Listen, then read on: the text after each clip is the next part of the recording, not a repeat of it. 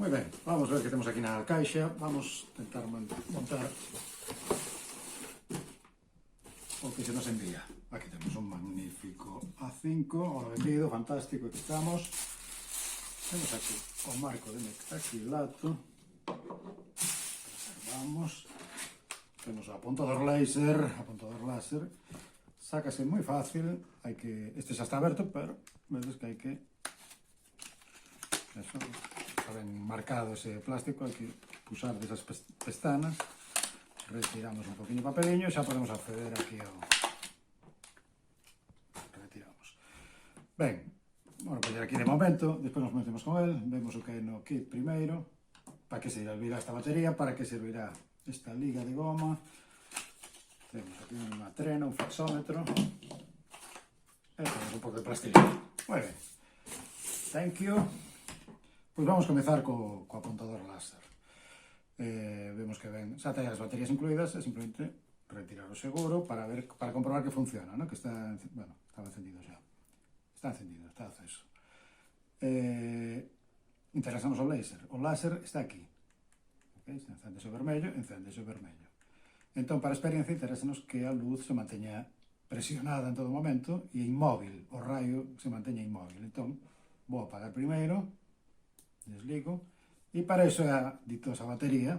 Non encontramos un xeito así máis inmediato de solucionar esta cuestión, e ca liga, pois, seguramos esa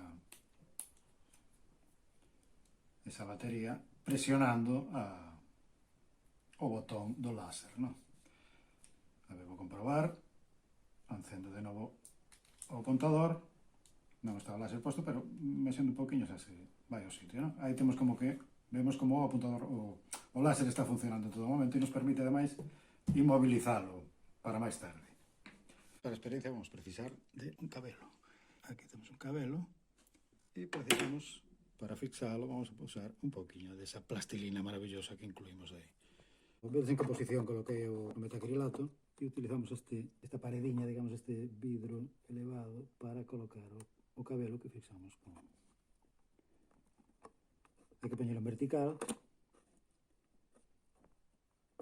Me parece que só eu estou vendo o que está pasando aquí.